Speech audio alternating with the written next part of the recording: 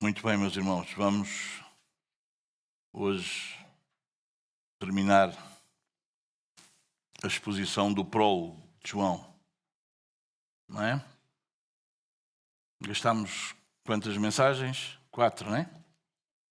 Esta é a quarta, não é? Nada mal.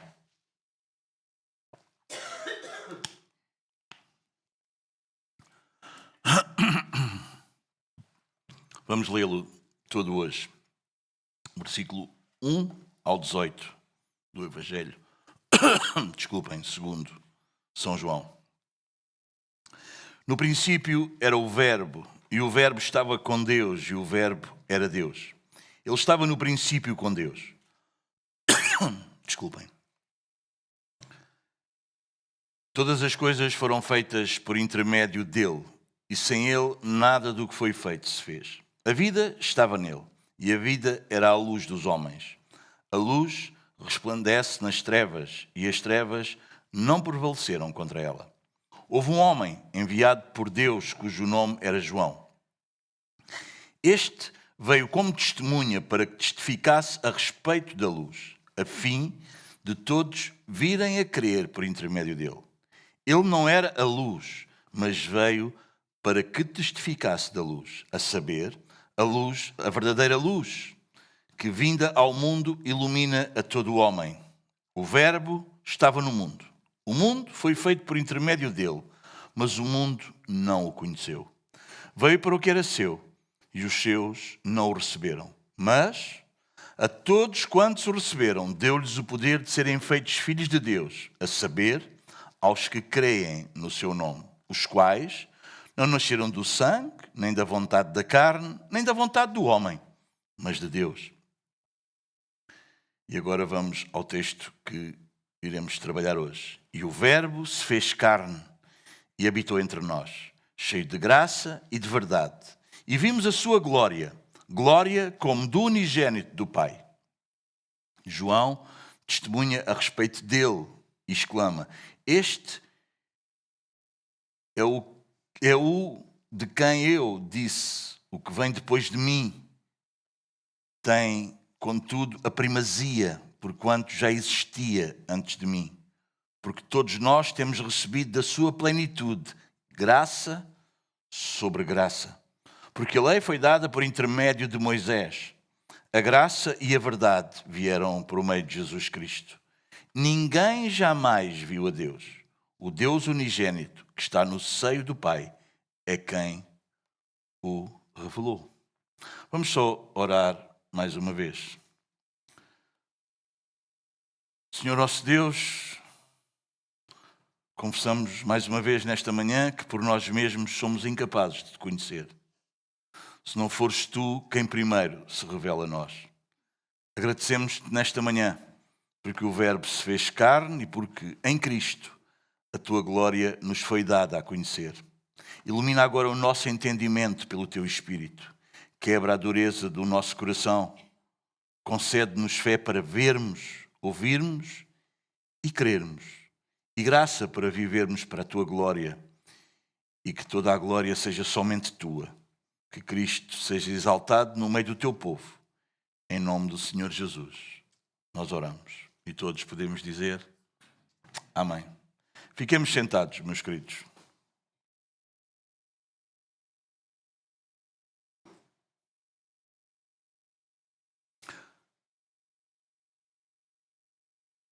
Muito bem, meus amados, vemos aqui a glória da graça de Deus revelada na pessoa de Cristo. Amém? Vamos começar então. Hoje o texto será do verso 14 até ao 18. E no verso 14 vemos quando Deus deixa de ser uma teoria. Bom, gostava de salientar o seguinte para vocês como introdução. Vivemos numa época, meus amados, que gosta até da ideia de Deus, desde que esse Deus permaneça no campo assim meio do abstrato, tipo um Deus conceitual, tipo um Deus que é simplesmente um conceito. não necessariamente uma pessoa, não necessariamente alguém que se possa relacionar, alguém que possamos orar, cultuar, vivermos e sentirmos a sua presença no dia a dia. O que é que isto geralmente significa na prática? Um Deus conceitual, um Deus que não passa de um conceito, um Deus do abstrato. É um Deus intelectual, é um Deus pensado como princípio, como uma causa, ideia, como explicação para o universo. Também é um Deus filosófico, que é capaz de aparecer em debates, religiosos ou não, debates sobre a existência, sobre a moral, sobre o sentido da vida. É isso mesmo, um Deus abstrato. Não tem forma, rosto, nem sequer personalidade definida. É um Deus racional, um Deus que nasce do homem, da razão. Um Deus que não depende de revelação, de milagre, não depende dos textos sagrados. É um Deus que as pessoas inventam. Deixa-me dar-vos exemplo do que é que eu quero dizer com um Deus que não passa de um conceito. É um Deus como primeira causa de tudo, um Deus como aquele que ordena o universo, um Deus que é tipo uma lei moral, que as pessoas vivem mais moralmente aceites, como uma energia.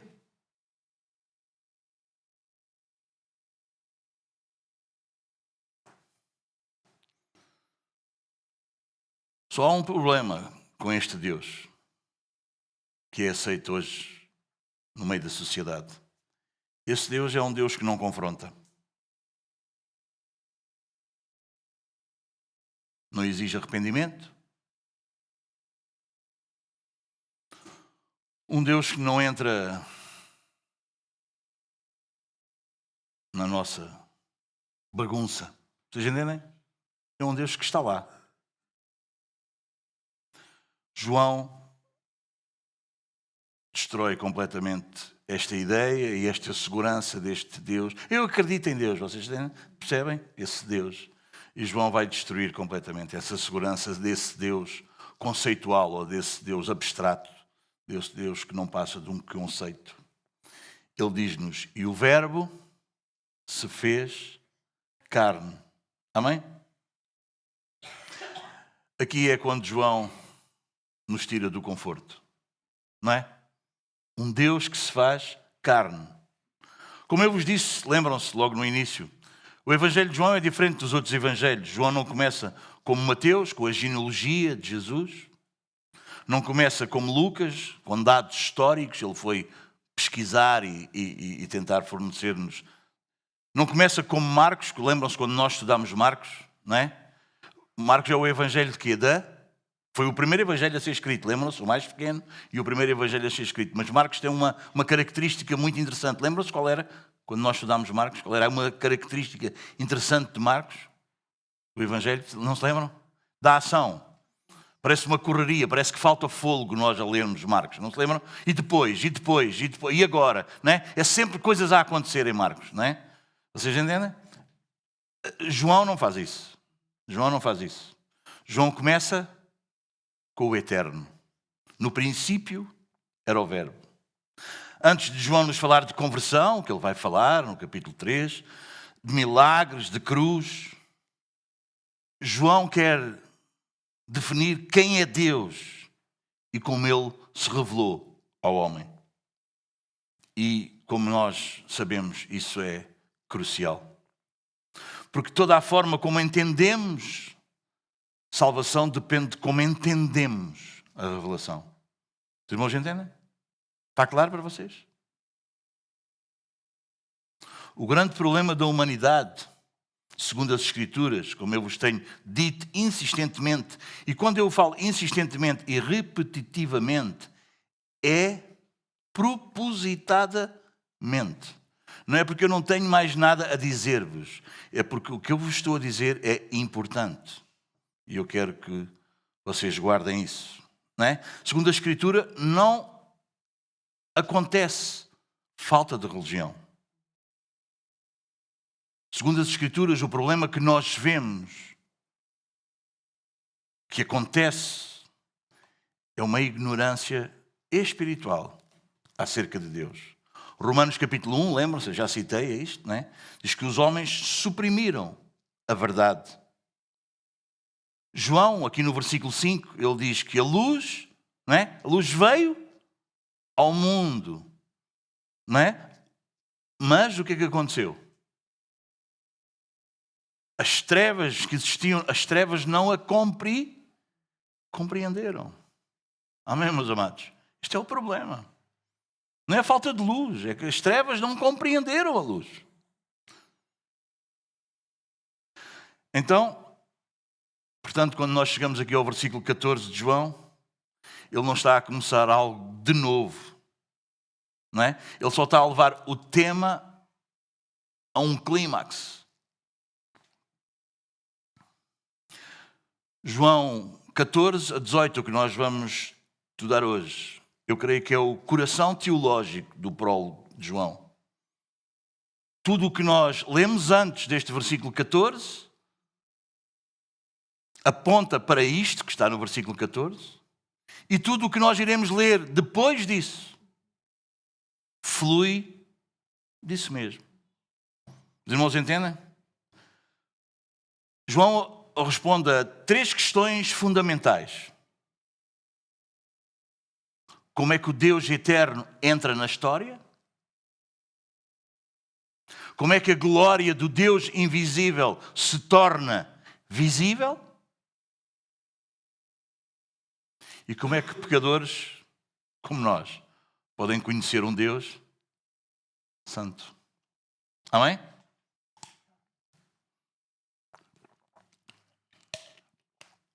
E qual é a resposta que João nos dá? A resposta não é uma ideia, não é uma ética, não é um ritual religioso ou não. Vocês entendem? Não é isso. Qual é a resposta que João nos dá? Eu sei que vocês chegam lá, não chegam? Qual é a resposta? Uma pessoa. Isso mesmo, uma pessoa.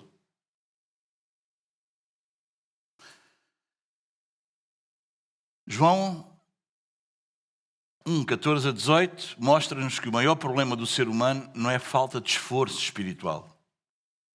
Vocês entendem? Não. Mas é falta do quê? De revelação.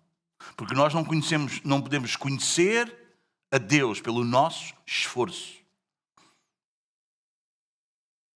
Nós só podemos conhecê-lo se Ele se mostrar, se Ele se revelar. Amém, meus amados? É por isso que muitos estudam e buscam e procuram e esforçam-se. E eles não conhecem Deus. Então, boa, Domingos. Então já não preciso ler a Bíblia, já não preciso estudar, já não... Não é isso. Vocês nunca se questionarem porque é que vocês entendem quando eu digo grandes teólogos, não é? Aí pelas religiões fora, inclusive evangélicas, nós depois acabamos por nos aperceber que eles não conhecem a Deus. Eles sabem muito de teologia, eles ensinam teologia, mas depois nós percebemos, quando nós os conhecemos de perto, quando nós falamos, quando nós às vezes ouvimos algumas das suas mensagens, nós temos não conhece a Deus. Como é que é possível? Como é que é possível? Porque Deus não se conhece, ou Deus não se dá a conhecer pelo esforço, pela dedicação, pelo querer, pela capacidade humana. Deus dá-se a conhecer quando Ele se revela. E essa revelação não veio como se fosse uma ideia, veio como uma pessoa. Vamos ver então agora, à luz desta introdução, como é que essa glória se manifesta. Dizermos que gostamos de Deus, mas que amamos a Deus, mas rejeitarmos, meus amados irmãos, a encarnação, Isto é, ele fez homem, não é? E o verbo se fez carne, não é? Dizermos que amamos a Deus, gostamos de Deus e rejeitamos isto que Deus fez homem, é como se nós disséssemos: eu gosto muito de medicina, mas eu detesto médicos, hospitais, diagnósticos, então não vale a pena estudares medicina. Percebes? É a mesma coisa. É precisamente isso. João não nos está a apresentar aqui um conceito elevado, mas João está-nos a apresentar uma pessoa de carne e osso. O verbo se fez carne, uma pessoa encarnada. Não é? Deus feito homem. E digam lá, isto muda tudo. Muda ou não muda? Muda tudo. Vamos ver versículo por versículo, dos versículos 14 em diante. E o verbo se fez carne. Primeira parte do versículo 14. Reparem, prestem atenção, é importante. Gostava de chamar a vossa atenção para isso. João não nos está a dizer que o verbo apareceu como carne, que o verbo habitou em carne temporariamente, que o verbo usou a carne. João não está a dizer isso, pois não? Não. Ele diz, se fez carne. Carne aqui não significa pecado, vocês entendem às vezes nas Escrituras, mas significa fraqueza humana, limitação, mortalidade. João vai escolher a palavra mais chocante possível.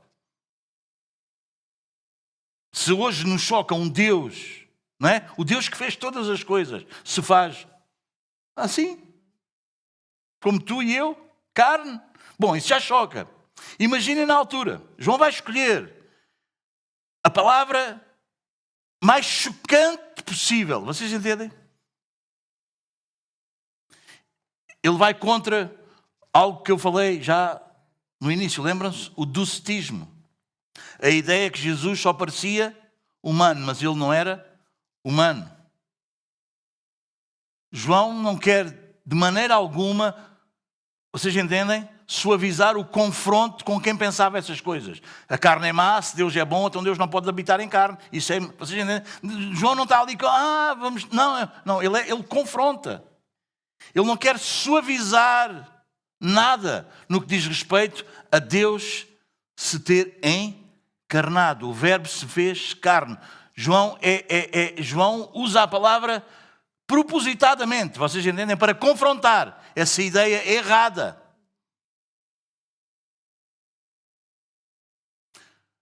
João vai dizer que Deus não se associou à humanidade. Vocês entendem? Ele é Deus, a humanidade, os homens, e ele associou-se. Mas ele diz, ele diz, ele assumiu essa humanidade. Conseguimos perceber? É isso que João está a dizer. Deus assume a humanidade. Isto o que é que significa? O que é que isso significa? Isso significa que Deus entrou no tempo, mas mais do que no tempo. O Deus eterno entrou na dor, na nossa dor. Ele entrou na nossa dor. Ele entrou na morte. Ele morre. Amém? Amém, meus amados? Vocês percebem? João está a destruir todos esses conceitos. Vocês percebem a importância de... E o verbo se fez carne. Se o verbo não tivesse feito carne, nós não éramos salvos, meus amados irmãos. Amém? Porque o homem pecou e era preciso que um homem salvasse. Vocês entendem? O castigo do pecado tinha que cair sobre quem? Sobre um homem. Vocês entendem? Ele não está a dizer que Deus vem como observador. Não! Ele é participante da humanidade. Ele participa da humanidade que ele próprio criou. Amém?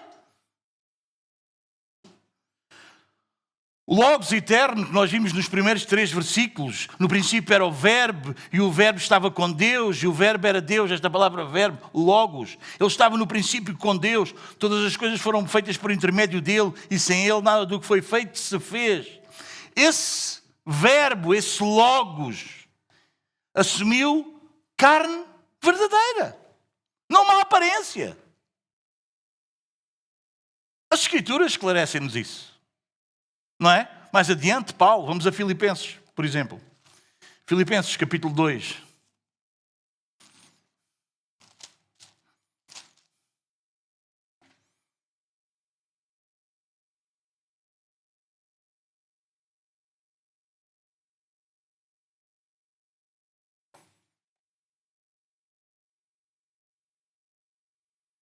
Capítulo 2, versículo 6.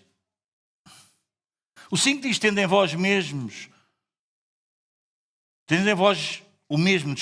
sentimento que houve também em Cristo Jesus. E o 6 diz: pois ele quem? Cristo. Pois ele, subsistindo em forma de Deus, não julgou como usurpação o ser igual a Deus. Antes, o que é que ele faz? A si mesmo se esvaziou, assumindo a forma de servo, tornando-se em semelhança de homens e reconhecido em figura humana. Amém? Cristo, o Verbo eterno, amém? Se esvazia, e ele toma a forma de servo, a forma humana. Amém? Em Hebreus, capítulo 2,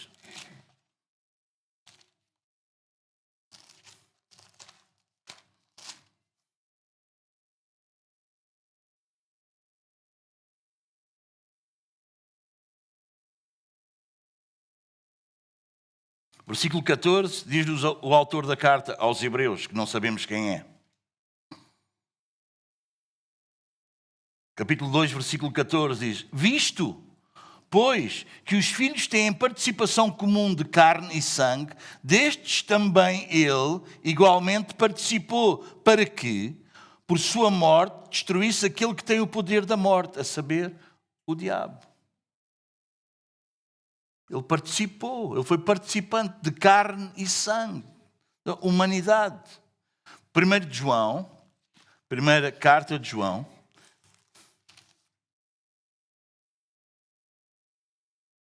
veja a importância que João dá, e olha o que João vai dizer na sua primeira carta, no capítulo 4, versículo 2. Talvez para percebermos o contexto. Amados, não deis crédito a qualquer espírito. Antes provai os espíritos que procedem de Deus, porque muitos falsos profetas têm saído pelo mundo fora. Estão aí? E agora ele vai dizer: nisto reconheceis o Espírito de Deus. Como é que João vai dizer? Todo o espírito que confessa que Jesus Cristo veio em carne é de... Uau! Amém? Não é uma coisa de menos importância. E claro que não, meus amados. A não ser que nós leiamos, não é? João a correr, ou as Escrituras a correr. Agora, se nós pararmos, vocês entendem. Não é? Vocês entendem. Porque nem vocês nem eu entendemos. Nós não conseguimos abarcar o Deus, não é? Que Deus que diz a Moisés que Moisés não pode ver face a face. Não é? Que não, mas percebe? Não é? O Deus invisível, inacessível, inatingível, vem e ele faz carne.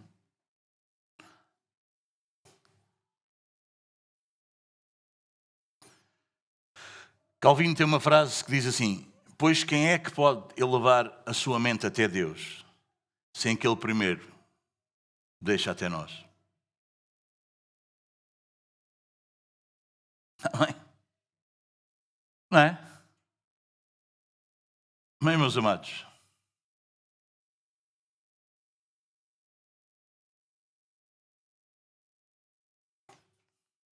Meus amados, este livro é a palavra de Deus, porque homem nenhum conseguiria construir uma história como esta, porque não havia capacidade no homem para construir uma história como esta.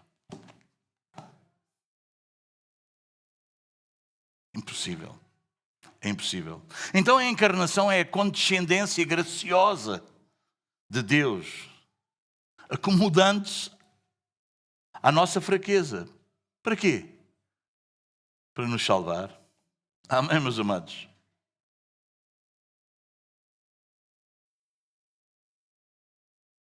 Amém?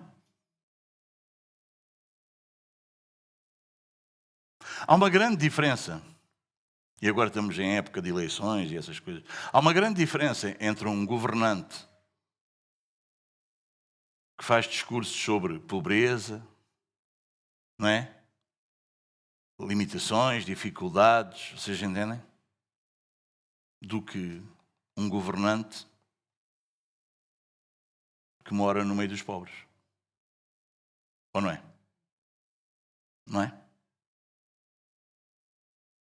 É ou não é? Há uma grande diferença. Há uma grande diferença. Cristo não comentou a nossa miséria.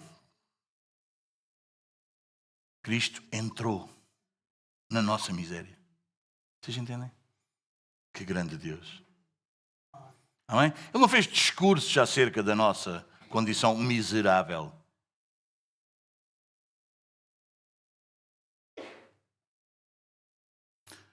É por isso, meus amados, seguindo mais ou menos a lógica que nós temos trazido, que quando nós oramos, nós podemos confiar. Porque quando nós oramos, nós nunca oramos a alguém que não nos entende. Percebes isso? Nós nunca oramos a alguém que não entende o nosso cansaço, a nossa dor, a rejeição, não é? O limite, até onde é que conseguimos ir. Vocês entendem?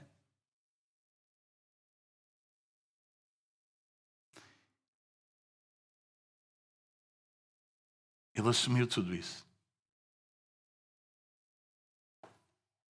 Só que, não sei se podemos dizer só, com uma grande diferença. Ele nunca pecou. Outra coisa que nos transcende. Sabes o que é nunca pecar? Transcende.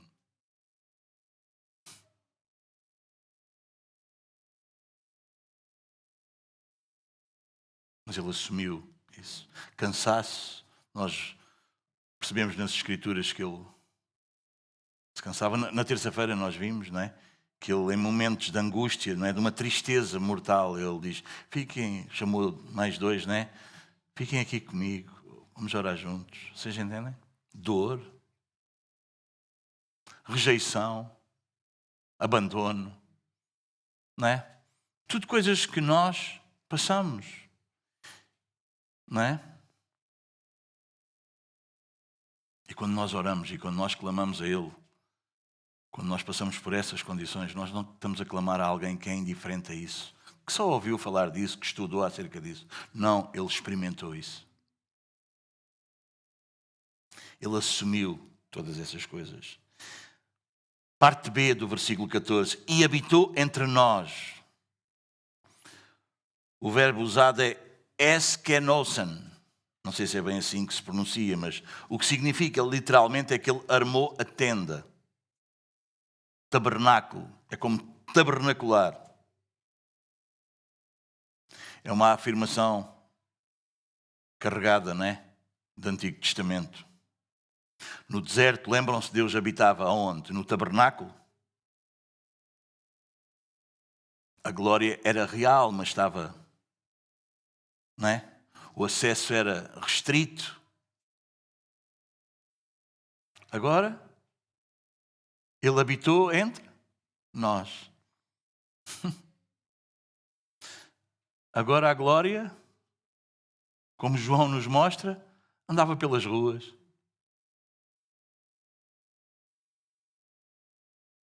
Agora o tabernáculo tinha rosto. Lembram-se lá em João? Há um versículo pequenino das Escrituras. E Jesus chorou. Agora a glória tinha rosto.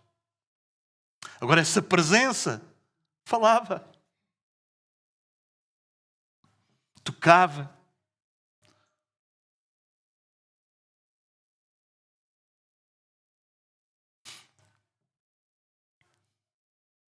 Chama pelo nome.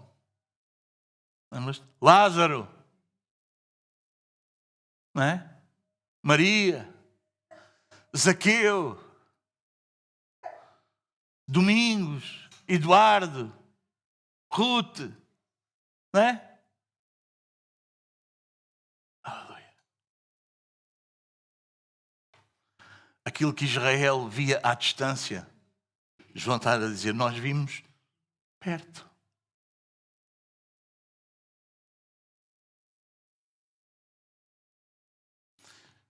No Antigo Testamento, prepara-nos o cenário. Em Êxodo 25:8 diz, e habitarei no meio deles. Em Levítico 26:11 e 12 diz que Deus andava com o seu povo, no meio do seu povo.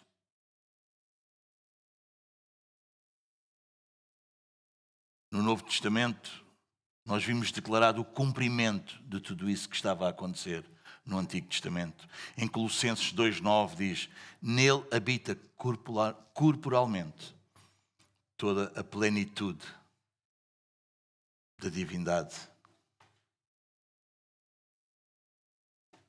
Amém? Uau! Vocês não acham isto belo? Eu acho isto maravilhoso, belo, fantástico, glorioso.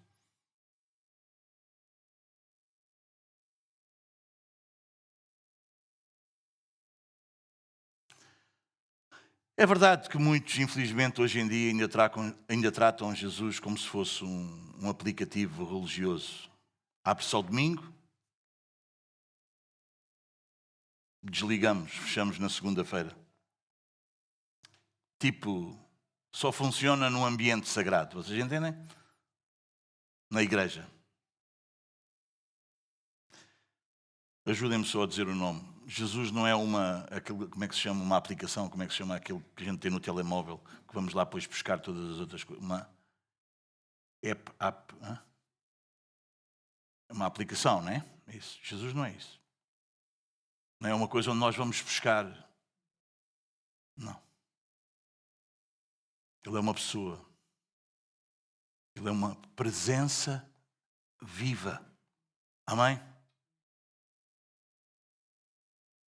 Se Cristo habita, se Cristo habitou, se Cristo habita entre nós, não podemos, meus amados, ter a vida secular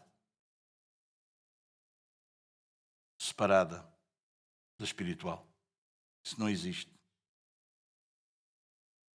Percebes o que eu quero dizer? Percebes o que quer dizer? Não existe segunda-feira sem Deus. Conseguimos perceber? Nós não abrimos ao domingo e à segunda fechamos e nós somos outra pessoa. Isso não existe. Amém? Não existe. Vocês entendem? Nós vimos por ali, entramos esta porta, abrimos a aplicação, uau, saímos, nós fechamos a aplicação e pronto, e agora nós somos outra coisa. Isso não existe. Quer dizer, pode existir, mas não é o Cristo das Escrituras. É uma coisa aí qualquer. Amém, meus amados? Infelizmente, nós sabemos, meus amados, que muitos, inclusive na igreja, anos e anos, é essa a relação. Abre a aplicação, depois fecha a aplicação.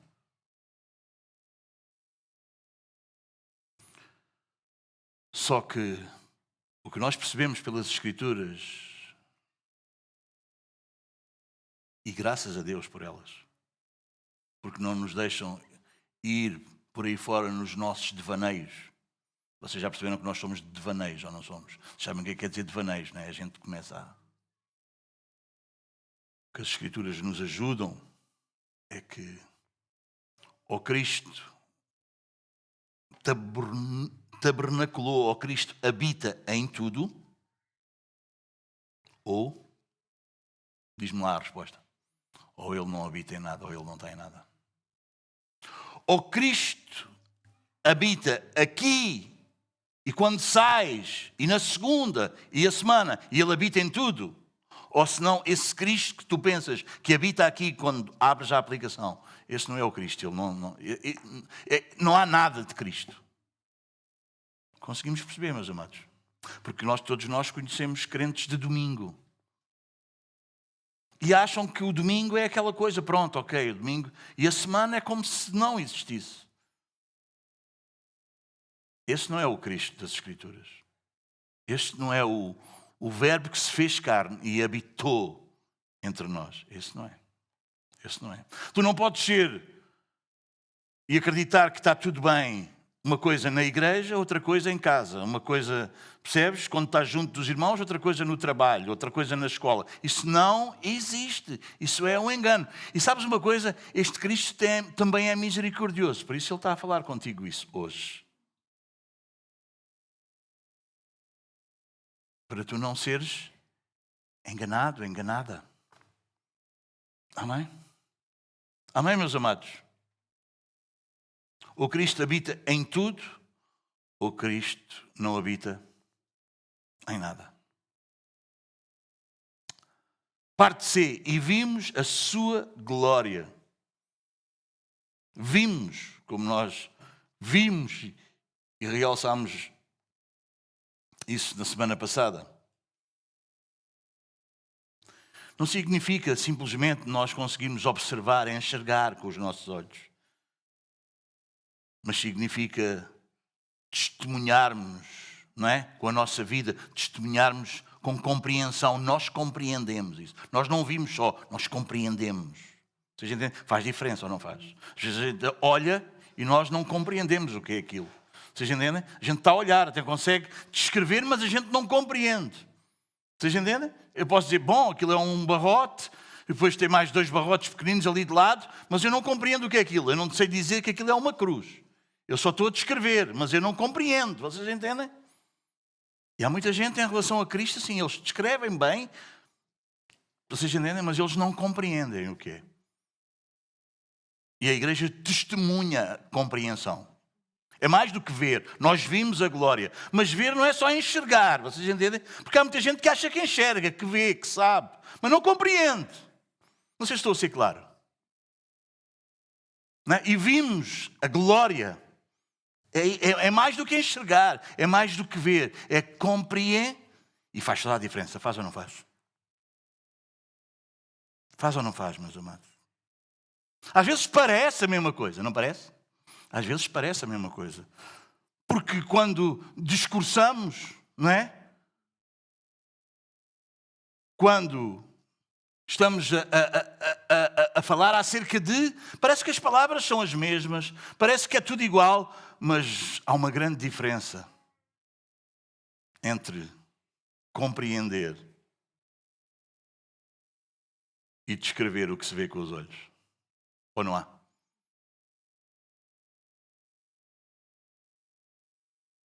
Amém, meus amados? Amém? Amém? Nunca compraste uma coisa, tem lá um manual, imagina, mas tu não sabes o que é aquilo. Não é?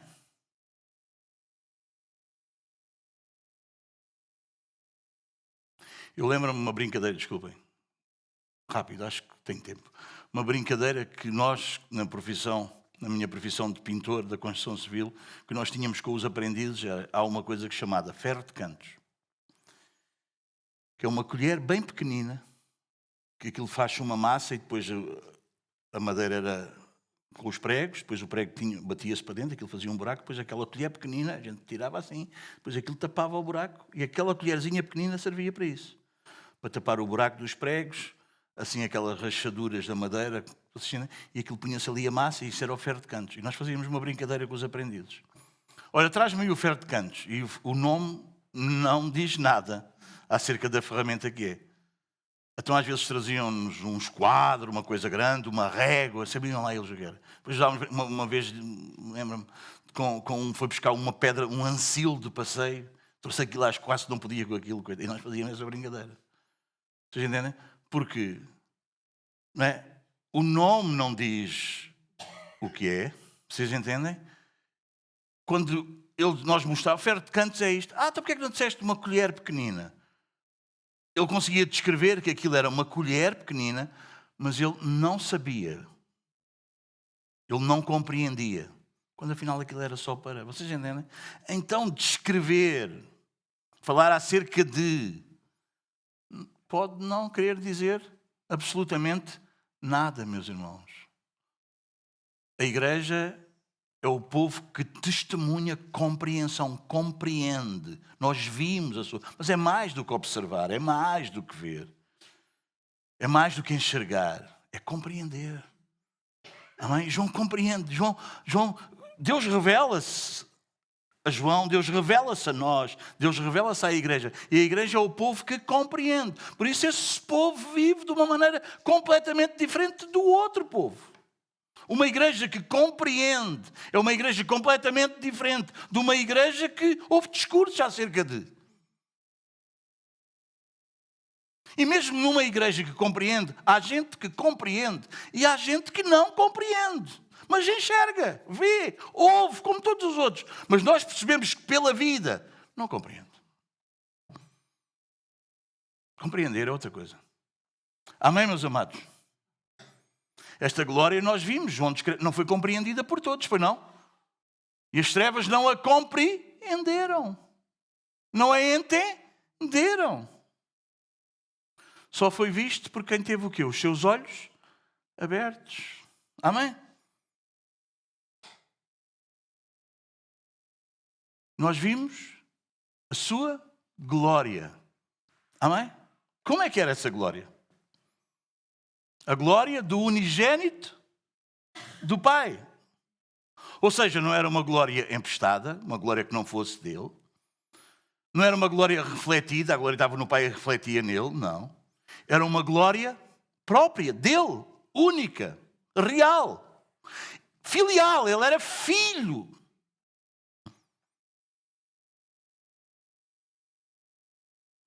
A glória não estava mais escondida atrás de um véu. Amém? Como no tabernáculo. A glória agora tinha nome, chamava-se Jesus. Amém? Amém, meus amados? Não é uma glória, vocês entendem, sem espetáculo, sem aparato. Quando nós pensamos em glória, não é? Uma coisa uau, espalhafatosa. É por isso que algumas pessoas vêm, estão nas nossas reuniões, e a gente, são muito frios, não parece assim grande. Não é? Não tem espetáculo, vocês entendem? Não tem luzes, não tem efeitos, não tem danças, não tem saltos, não tem pulos, não tem gente a cair, não tem gente a gritar. Bom, eu às vezes grito. Já grito muito menos, já. A Meire faz assim. Eu não é? Mas também às vezes é preciso gritar um bocadinho, porque isto mexe connosco, não é? Amém, mas eu gritava muito. Eduardo, tu nem imaginas. Eu gritava. A gente fala de... Eu gritava. Não é porque perdi a fé. É porque a minha fé está mais saudável. Vimos a glória. Não é uma glória, vocês entendem, política, vocês entendem, da religião, aparatosa, espetacular. Vocês entendem, uma coisa uau. Não. Triunfalista. Não. Uma glória que já vinha escrita nas Escrituras. Em Isaías 45, diz-nos que a glória do Senhor se manifestaria. Já o profeta Isaías falava acerca disso.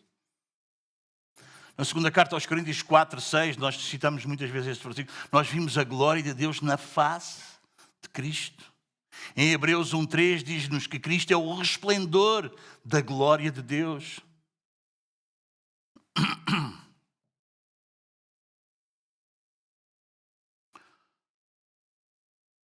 Sproul, um teólogo, ele vai dizer que a maior manifestação da glória de Deus não foi vista na criação. E vejam bem, a criação é obra, amados. É ou não é? Uau, Deus criou todas as coisas. Mas a maior manifestação da glória de Deus não é vista na criação. Sabe onde é que ela é vista? Na redenção. Deus muda um homem pecador, Deus salva esse homem pecador e transforma-o num santo de Deus. Amém? Muda, transforma, faz uma nova pessoa, uma nova criação. Quem está em Cristo é uma nova criação, uma nova criatura. As coisas antigas passaram, tudo é novo. O coração é outro. Deixa de ser um coração de pedra. Amém? Deixamos de ter esse mármore dentro de nós. Sabem aquelas campas, têm aquelas pedras em cima, aquele mármore frio. É isso que nós tínhamos dentro de nós. Um coração morto, uma lápide, uma pedra fria, insensível. Tínhamos morte dentro de nós. Agora temos um coração transformado. Vida. Relação com Deus.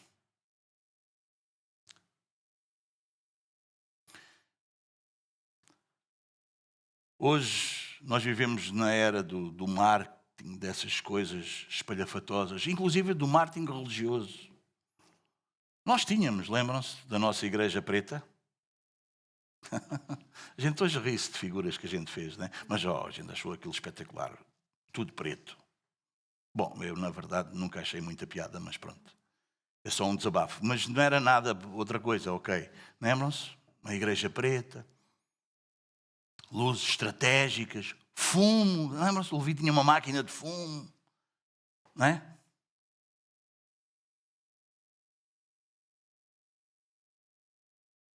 Achávamos que emoção era espiritualidade, por isso havia muita emoção fabricada. Vocês entendem? Mas João diz: vimos a glória. Nós vimos a glória. Aonde, João? Aonde é que tu viste a glória? Mostra-me, diz-me, fala-me. Aonde, João? Não é? Aonde é que João viu a glória? No carpinteiro.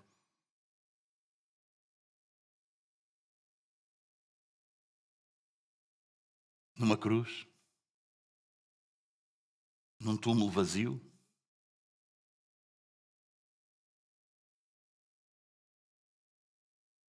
Deixa-me dizer-te, a glória de Deus não grita. Ela salva.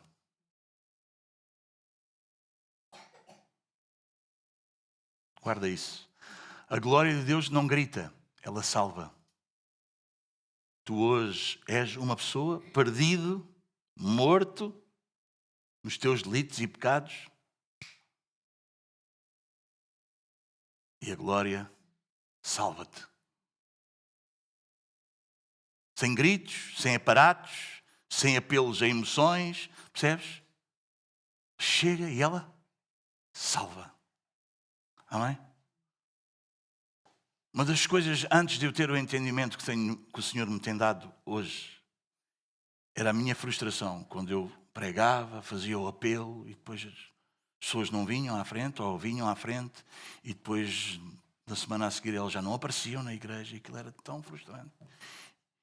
E há alguns anos eu fui responsável pelos conselheiros e eu batalhava com os conselheiros para eles telefonarem às pessoas, para estarem em cima das pessoas. Às vezes as pessoas davam o telefone errado. Vocês entendem? Aquelas lutas que nós tínhamos, que não tinha que ser a nossa luta.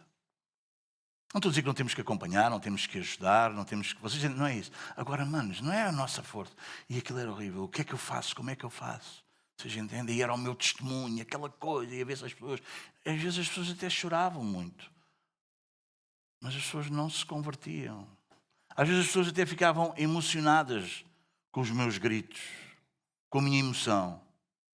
Mas eram pessoas emocionadas, não salvas. Vocês entendem? A glória de Deus não grita, salva.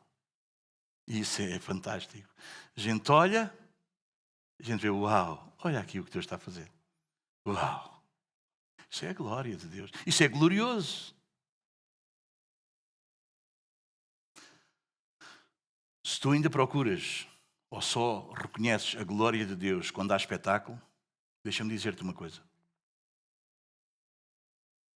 Talvez tu busques emoção, não retenção.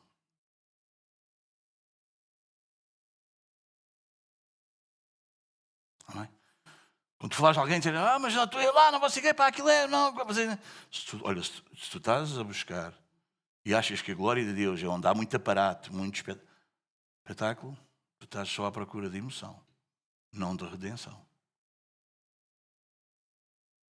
Amém? Amém, meus amados? Amém? Mas é Deus que se revela. É ou não é? A gente pode testemunhar. E vimos a glória, sim, mas vimos porquê? Somos melhores que os outros? Não, meus amados. Não. O que me choca, e quando eu digo choca, choca mesmo, não é de chocar de eu ficar escandalizado, é o choque de eu perceber, de eu entender, de eu compreender o que é isto, de Deus se revelar e da manifestação da sua glória. É pessoas que se sentaram ao nosso lado, nas nossas cadeiras. Vocês entendem? Ouviram o que vocês ouviram. E elas vão para espetáculos, para assistir a espetáculos, como se nunca tivessem ouvido. Isso choca-me naquela diz, sim, senhor, eu percebi.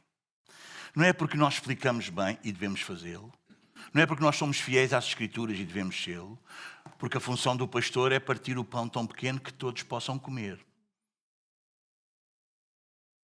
Paulo diz a certa altura, bom, eu estou livre do sangue de todos. Porquê? Porque Paulo tinha pregado nas casas, em público, explicado, tornado a explicar, partir aquilo tudo. Se alguém não é salvo, é porque não é salvo. Porque Paulo fez tudo. Amém? Ele diz, estou livre do sangue de todos. Amém? Amém, meus amados?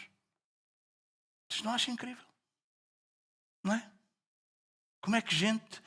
É o que as Escrituras dizem. É o cão voltando ao seu próprio vómito. Vomita, Deus coloca...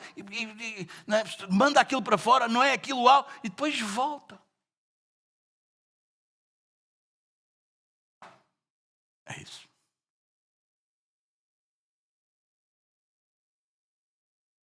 Amém? É só emoção.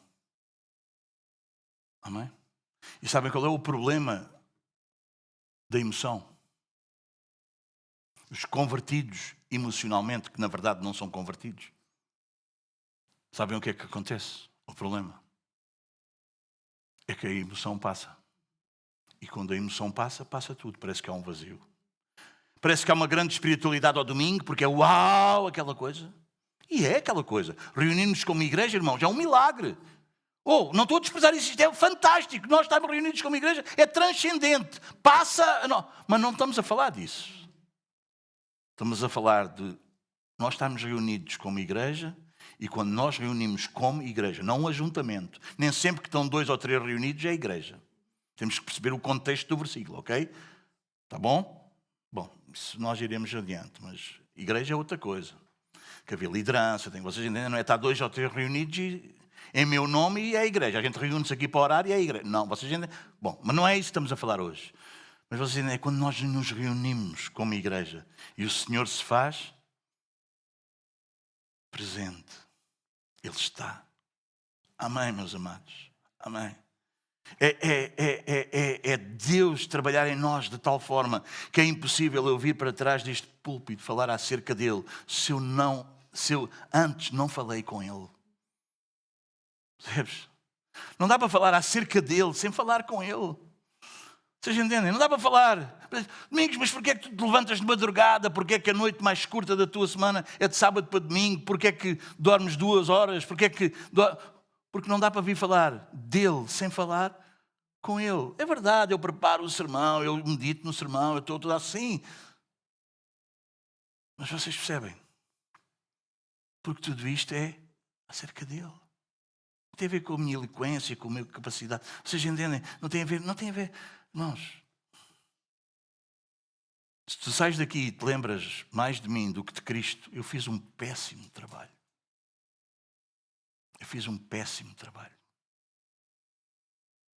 Horrível. Vimos a sua glória, mas só vimos, não porque somos capazes, não porque somos dignos, não porque somos melhores, seja do que quem for. É por isso que eu gosto das doutrinas da graça. Amém? Porque tira todo o nosso ego, todo o nosso orgulho, todo o nosso eu. Amém? E percebemos que tudo é dele. Então, se só reconheces a glória de Deus quando há espetáculo, talvez estejas à busca de emoções e não de redenção.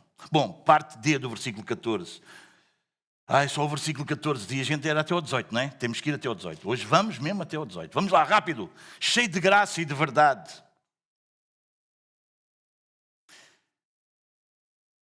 Esta expressão não é uma expressão nova. É uma citação já do Antigo Testamento, que se encontra em Êxodo 34, 6. Queres vir aqui a Êxodo rapidamente? 34.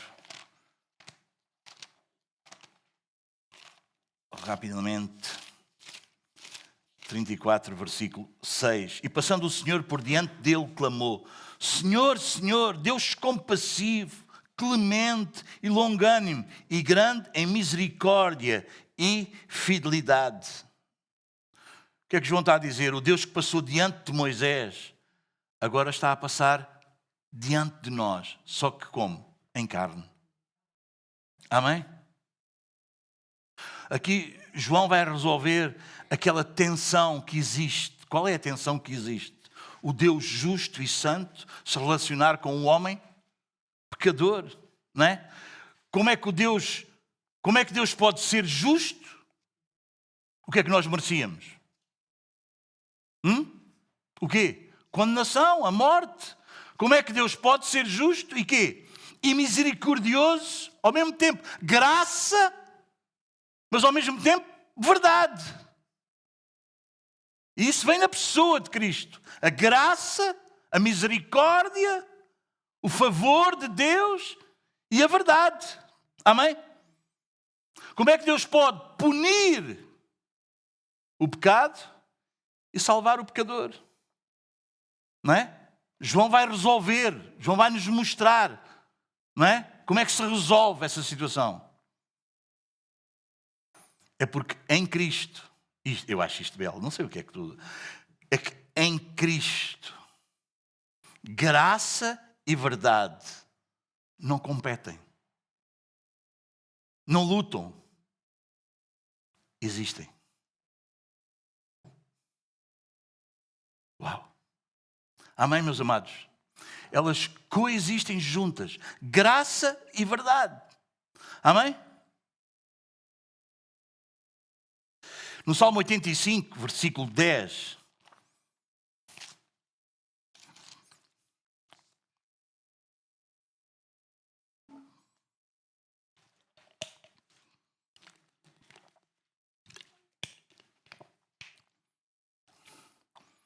Olha o que este versículo deste Salmo diz, versículo 10.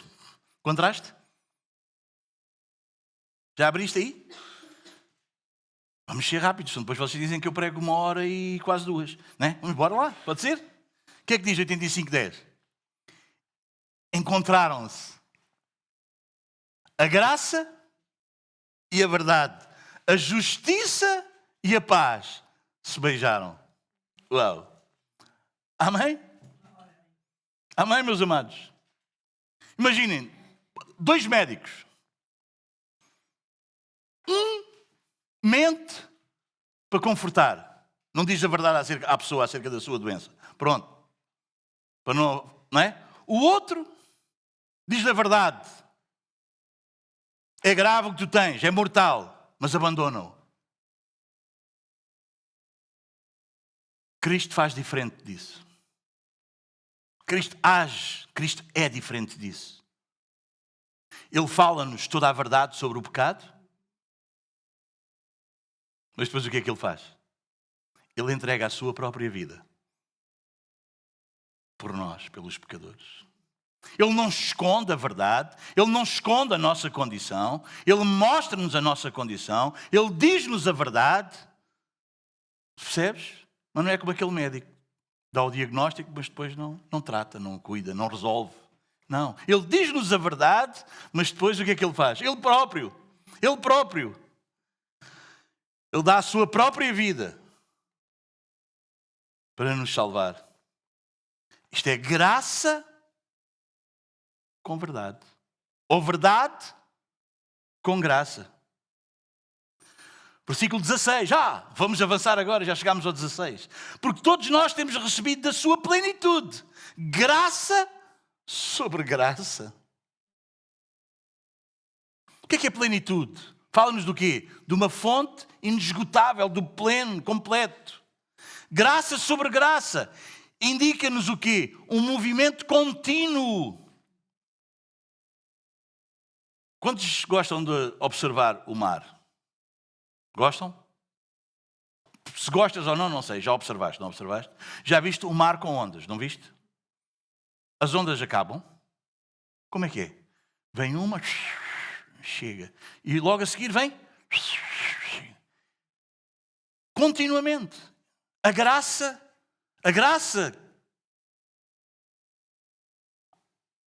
Quando nós lemos, como é que é? Porque todos nós temos recebido a sua plenitude de graça sobre graça. É isso, é como as ondas do mar. É uma graça contínua, não acaba, inesgotável.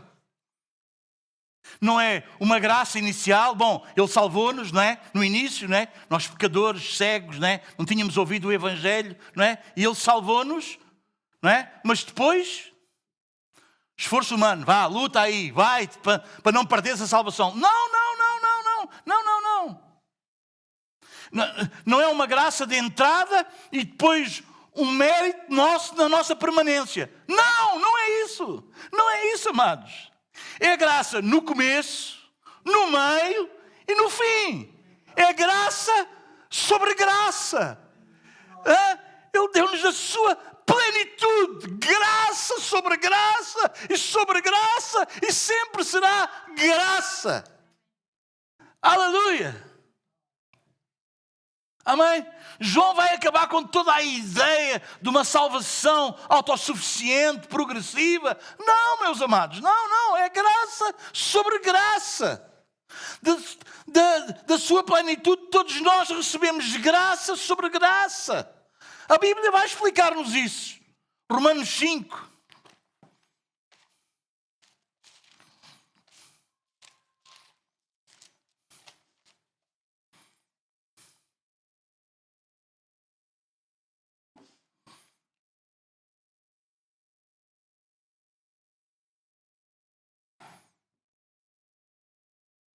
Versículo 20 diz: sobreveio a lei para que avultasse a ofensa. Mas, onde abundou o pecado, superabundou graça. Amém? Nós até achávamos que não éramos assim tão maus, não é? Quando nós chegamos, ou não é? Não é? Depois nós vamos conhecendo a palavra. E a lei vai-nos mostrando quão horríveis nós somos. Não é? Diz, o que é que o apóstolo Paulo escreveu aos Romanos? Sobreveio a lei para que avultasse a ofensa. Quer dizer, nós vamos percebendo, bom, Deus deve estar mesmo ofendido comigo. Eu sou esta pessoa horrível. Mas depois Paulo vai escrever o quê? Mas onde abundou o pecado, não há problema tu perceberes que às vezes ser tão horrível. Porque onde abundou o pecado, sempre haverá graça para o teu pecado, se tu és um dos eleitos. Isto não quer dizer que tu vais pecar. Depois Paulo vai explicar, de modo nenhum, não é isso. Mas não importa quão grande pecador tu és, quanto pecado haja, sempre haverá mais graça do que pecado. Louvado seja Deus.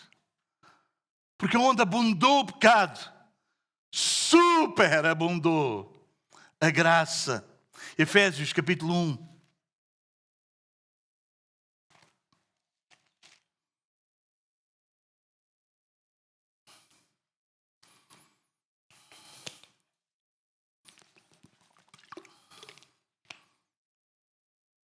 Versículos 7 e 8.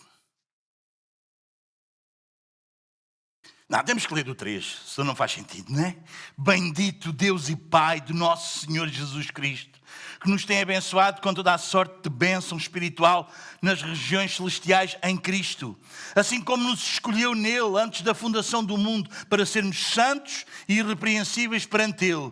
E em amor nos predestinou para ele, para a adoção de filhos por meio de Jesus Cristo, segundo o beneplácito de sua vontade, para louvor da glória de sua graça, que Ele nos concedeu gratuitamente no amado, no qual temos a redenção, pelo seu sangue, a remissão dos pecados, segundo a riqueza da sua graça. E o que é que ele fez com a riqueza da sua graça? Que Deus derramou abundantemente sobre nós em toda a sabedoria e prudência. Uma graça derramada abundantemente. Tu percebes isso? Não é uns pinguinhos. Não é um conta-gotas. Sabes que é o derramar? Que Ele derramou abundantemente sobre nós. Aleluia. Lembras-te quando nós citámos Lamentações 3? As misericórdias do Senhor são a causa de não sermos consumidos. As suas misericórdias se renovam a cada manhã. Amém? Amém? Sabes, tu de manhã, não interessa se tu dormiste muito, se dormiste pouco, se tiveste sonhos bons ou pesadelos horríveis, de manhã Deus acordou-te. E tu podes perceber que naquele dia há misericórdia para a tua vida. Davi explica isso no Salmo 23. Ele diz, certamente que a bondade e a misericórdia me seguirão todos os dias da minha vida. Aleluia. Aleluia. São misericórdias renovadas. Dia após dia. Dia após dia. Tens misericórdia para hoje. E vai haver misericórdia para amanhã. Amém. Amém, meus amados. Amém. Eu, os últimos meses, tenho vivido numa luta com o meu telemóvel. Estou ali numa obra na Terrugem que o meu telemóvel não apanha rede. É uma complicação para conseguir falar, para conseguir receber alguma informação. É uma complicação. Passo a vida a pedir telemóvel ao Dani, a pedir lá à arquiteta, a pedir a alguém. Não consigo, porque aquilo, a rede não apanha. E sabes, às vezes há crentes que parece que a rede também não apanha a graça nem a misericórdia. Parece que há ali algo a falhar, vocês entendem? A interromper. Ele parece que vivem dos seus esforços, da sua capacidade, do seu zelo. E há ali uma... Não há uma... Vocês entendem? Não há uma conversa, não há uma relação limpa com Deus. Mas lembra-te, graça sobre graça, misericórdia a cada manhã. Percebes? Muda de telemóvel, muda de operador, muda de operadora. Amém, meus amados? João diz-nos, da sua plenitude. Amém? Deixa-me dizer-te uma coisa, a fonte não és tu. Amém? A fonte é Ele. A fonte é Cristo. Amém? Amém? Eu já penso, imaginem, eu pensar em, bom, vou mandar o telemóvel fora. O problema não é do telemóvel. O problema é de quê? Da fonte, é da rede. Entendes? Amém? Estás a entender? Passando isto para a nossa vida, dia a dia com Deus. Há aí interrupções. A coisa não está. Qual é a fonte? É que é da sua plenitude, graça sobre graça. Amém, meus amados? Deixa-me dizer-te uma coisa. Tu não vives da tua constância, de tu seres perfeito todo o dia e todos os dias. Não vives disso. Se tu vives disso, tu vais ser um falhado, vais te sentir um frustrado. Todos os dias, todas as semanas, todos os meses, todo o ano. Tu vives da plenitude dele. Amém? O que é que diz lá? O que é que diz lá? Porque todos nós temos recebido da sua plenitude. Graça sobre graça. Ai, Domingos, ainda bem que deste esse exemplo do telemóvel. É isso mesmo, está a haver interrupções. Não é para haver. Não é para haver. Não é para haver. Amém? Não é para haver. Não é normal haver. Amém? Porque nós recebemos da sua plenitude. Ok. O pessoal é perfeito. Não. É graça sobre graça. Amém? João aqui não está a opor à lei. Tipo, a lei é má, o evangelho é bom. João não está aqui a pôr mau versus bom. Não, não é isso, não é isso. Ele mostra-nos que uma coisa e outra têm funções diferentes. O que é que a lei faz? A lei revela. Cristo cumpre. Cristo realiza. Cristo é um cumpridor de toda a lei. Vem comigo a Mateus.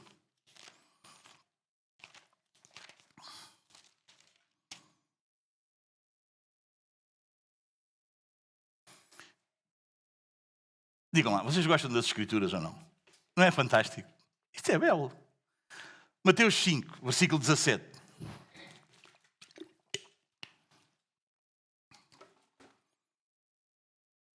Não penseis que vim revogar a lei ou os profetas. Não vim para revogar, vim para cumprir. Porque em verdade vos digo, até que o céu e a terra passem, nem um i ou um til jamais passará da lei, até que tudo se cumpra. Sabe o que é que Jesus está a falar aqui? Olha para mim agora. Sabes o que é que Jesus está a falar aqui?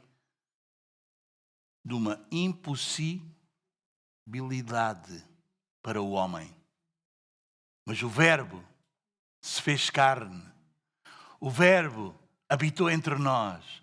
O Verbo não teve por usurpação o ser igual a Deus. O que é que ele fez? Ele se esvaziou, tomou a forma de servo. E que forma de servo ele tomou? A semelhança de homem.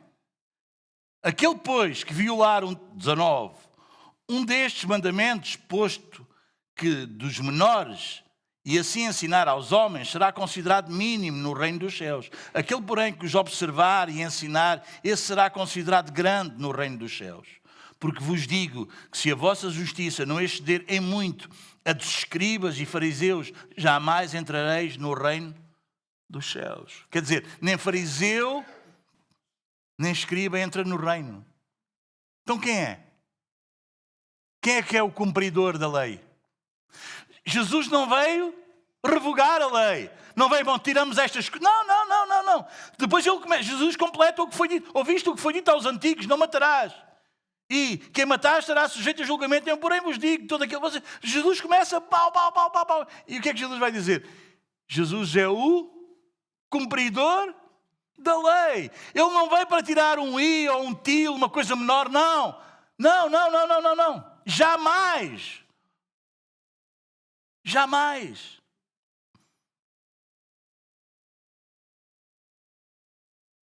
Passará o céu e a terra sem que tudo se...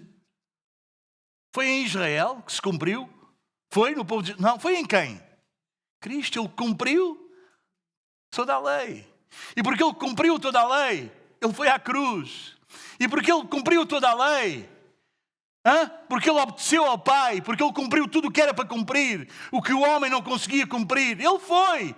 E ele foi morto naquela cruz. Ele diz, ninguém te tira a minha vida, eu próprio a dou. Mas ele dá para a tornar a tomar, porque ele foi o cumpridor de toda a lei. Amém? É por isso que ele deu-nos da sua plenitude, graça sobre graça. Ele cumpriu toda a lei. Amém? E a prova disso é qual? É que ao terceiro dia, Deus o levantou dos mortos. Amém? Louvado seja Deus. A lei revela, Cristo realiza, Cristo cumpre. A lei aponta. Aponta ou não aponta? Aponta. Lembra-se lá na escola, agora já não há. A minha professora da primeira até à quarta tinha um ponteiro. Ele nem precisava, ela estava uma secretária enorme, era a Dona Teresa. Enorme. E o quadro estava ali longe. Ela tinha um ponteiro que às vezes também servia não só para apontar, mas para, né? E havia lá um que gostava muito de oferecer ponteiros à professora. Ele era sempre o primeiro a experimentar o ponteiro. Ele vai, a lei aponta. Paulo diz, havia uma cédula que nos era contrária. Estava escrita dos nossos erros, dos nossos pecados, né? Da nossa miséria. Deus estava irado connosco. A lei aponta. Mas ele não veio, ele veio cumprir. Ele cumpriu toda a lei. Moisés trouxe o quê? As palavras de Deus. A palavra de Deus. Os mandamentos. Cristo trouxe o próprio Deus. Amém? Ele vem. A lei foi dada, versículo 17, por intermédio de Moisés. Amém? A lei não justifica. O que é que a lei faz? O que é que a lei faz? Mas faz mais. Faz mais o quê? Gálatas, vamos a Gálatas. A lei condena-nos, mas faz mais. O que é que faz? Gálatas.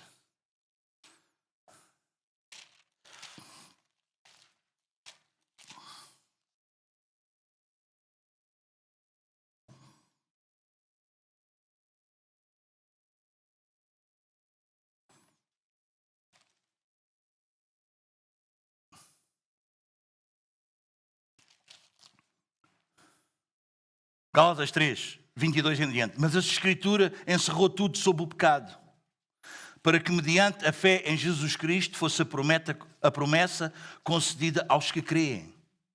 23. Mas, antes que viesse a fé, estávamos o quê? Sob a tutela da lei e nela encerrados para essa fé que de futuro haveria de se revelar.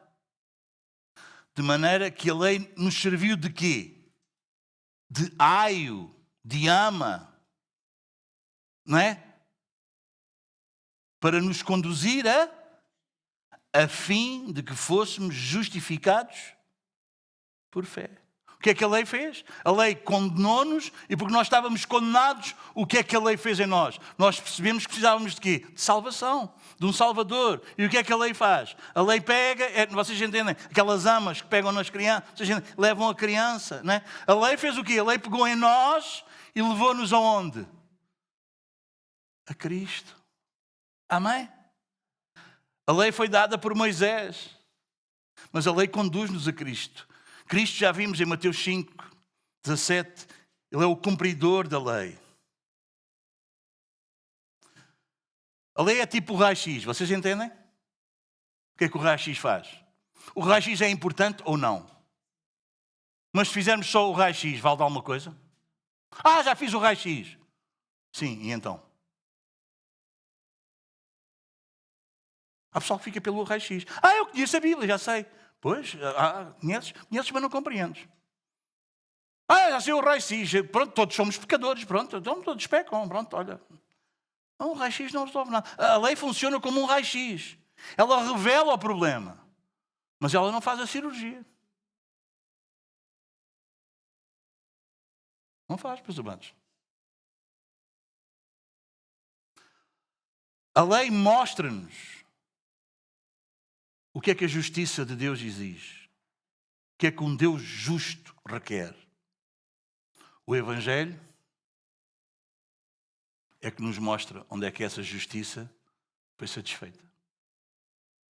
Em quem? Em Cristo. É por isso que nós precisamos do Evangelho. Para que o possamos conhecer. Precisamos da lei. É por isso que não vale a pena pregar o Evangelho. Dizer, Evangelho lembra-te o que é Evangelho é o quê? Boa nova, boas notícias. Mas não vale a pena tu dares boas notícias se não deres as más primeiro. Porque senão nem sequer é boa notícia, a pessoa nem sabe. Vai para Cristo é bom. Por isso que depois tem que inventar. O teu casamento vai ser feliz, a tua casa vai ser não sei o quê, tu vais ser não sei o quê, tu não vais ter... Isso é tudo coisas menores. Vocês entendem? Primeiro a pessoa tem que perceber, para ser boa notícia, para ser evangelho, é por isso que Paulo diz, é outro evangelho. Vocês entendem? Tem que haver má notícia. Não é? Tem que haver o espelho. O problema é que algumas pessoas usam a lei como uma escada. e não como um espelho. Não sei se vocês estão a entender o que eu estou a dizer. Usam a lei para subir espiritualmente e não como um espelho para se ver a sua condição. Não sei se eu já te disse isto algumas vezes. Muitas vezes eu fico envergonhado quando eu leio a Bíblia. Nunca sentiste envergonhado? Porque ali eu vejo o que é que eu deveria ser e eu não sou.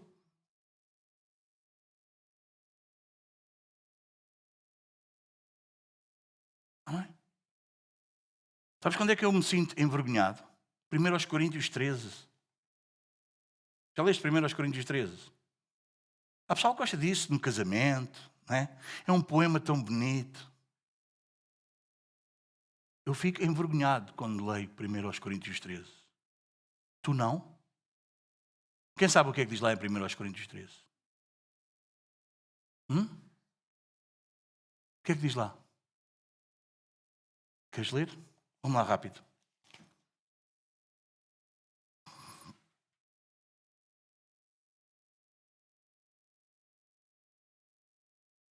Para aqueles que gostam tão bonito de 1 Coríntios 13, que fantástico. Há pessoal que lê como poema, não é? Mas olha, não é? Olha aqui, o amor é, versículo 4, o amor é paciente. Em vez do amor, conseguimos pôr aqui, Cristo é. Consegues pôr aí Cristo? Consegues ou não?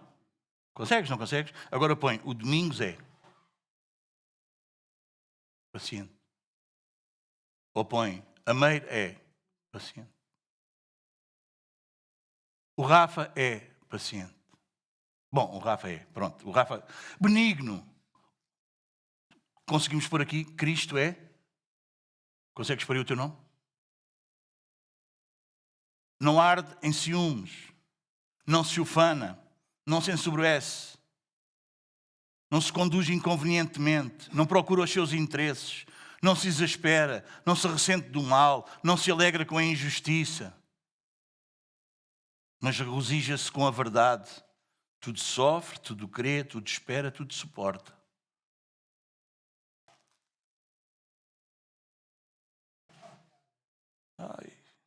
Ai, Domingos, ai, Domingos.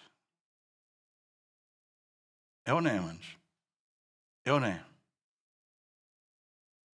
Tu quando lês como se fosse o quê? Uma escada, tu vais conseguir, tu vais ser... Ou é mais um espelho e dizer, Senhor, tem misericórdia de mim. Só em Ti, Senhor. Só em Ti. Só em Ti. Amém? Porque é em Cristo. Só em Cristo é que todas as promessas de Deus são sim e amém para nós. Não sei se tu percebeste. Só em Cristo é que todas quantas promessas de Deus há são o sim e o amém, quer dizer, em mim aconteça para nós. Percebes isso ou não? Só em Cristo. Então tu queres a lei como quê? Como uma escada para tu seres mais ou como um espelho para tu te ajeitares? Para tu saberes o que é que tens que ser e clamares e viver arrependendo-se. Há quanto tempo é que tu não te arrependes? Diz-me. Não me respondas, pensa. Ei, tu és fantástico, tu és quase, uau, top dos santos. Há quanto tempo é que tu não te arrependes?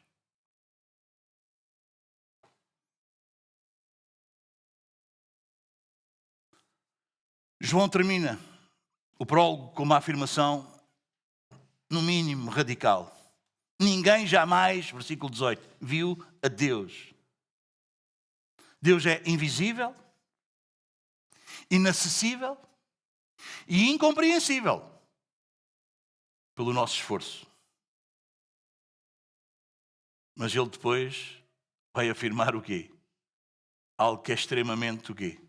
Escandaloso. O Deus unigênito que está no seio do Pai é quem o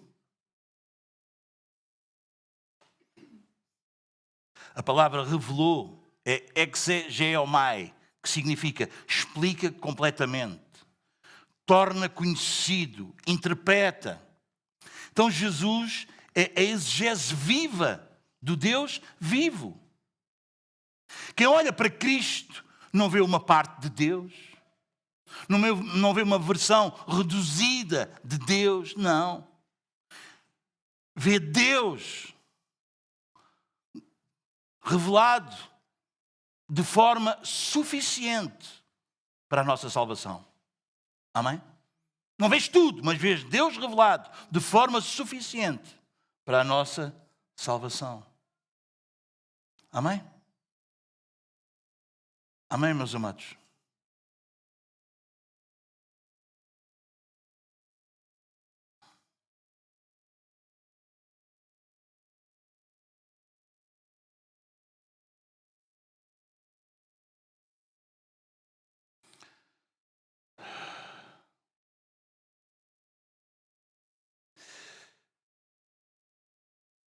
Deus não começa com...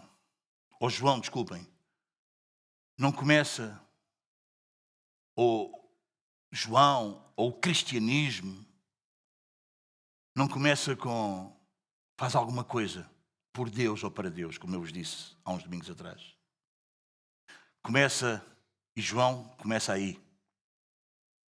Deus fez algo por ti, por nós. O Verbo se fez carne, a glória foi revelada, a graça foi derramada, o Pai foi dado a conhecer. Pai, para já citei esta frase quando expus outros domingos. Deus é mais glorificado em nós quando estamos mais satisfeitos nele. Amém? Essa satisfação só existe porque o Verbo se fez carne e habitou entre nós. Antes de nós orarmos, e vou terminar,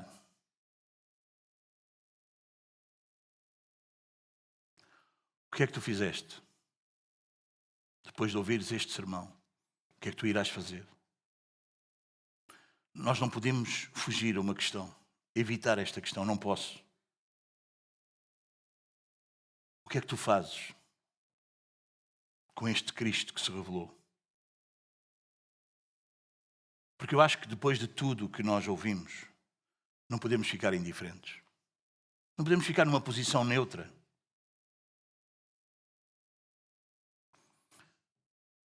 Eu acho que todos nós percebemos que este sermão não foi preparado para gente curiosa que quer saber coisas. Mas eu acho que Deus preparou esta mensagem para nós hoje, para confrontar os nossos corações, para desmascarar os nossos corações. Se alguns admiram Jesus como uma ideia, outros respeitam Jesus como um mestre, alguns até gostam da ética de Jesus, João não nos deixa ficar com essas opções, como eu vos dizia no início. Ou o Verbo se fez carne e é a revelação final de Deus, ou ele é um escândalo que precisa de ser rejeitado. Tu não achas? Se Cristo é apenas uma inspiração para ti, tu ainda estás nas trevas.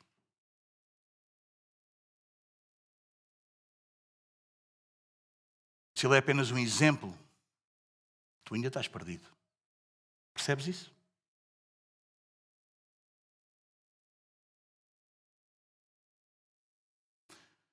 Se Cristo é apenas alguém ainda que te ajuda na tua vida, tu ainda não entendeste o Evangelho.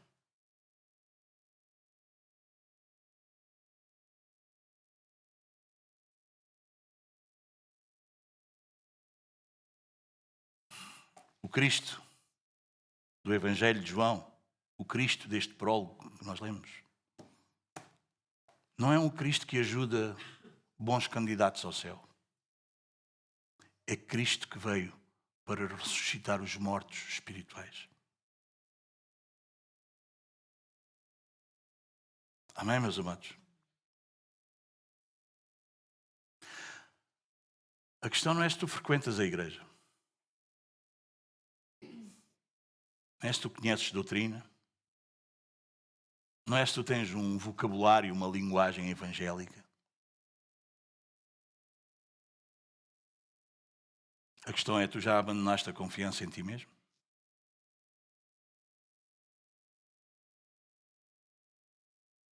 E confias exclusivamente e totalmente na graça que veio na pessoa de Cristo?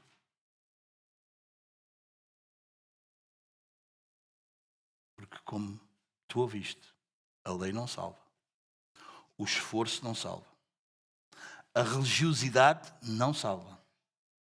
Somente o Verbo que se fez carne, cheio de graça e de verdade, só esse salva.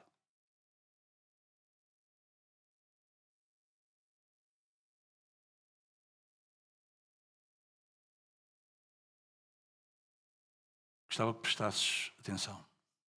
Se tu estás aqui hoje e percebes que sempre estiveste assim perto das coisas de Deus,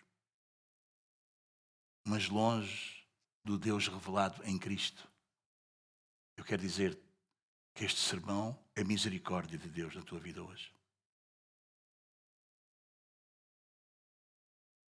Não é um acaso.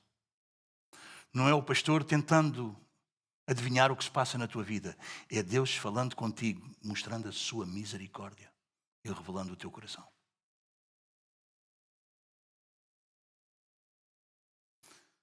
Diante desta revelação que tu ouviste hoje, só resta uma resposta adequada. Humildade, arrependimento e fé. Vamos orar.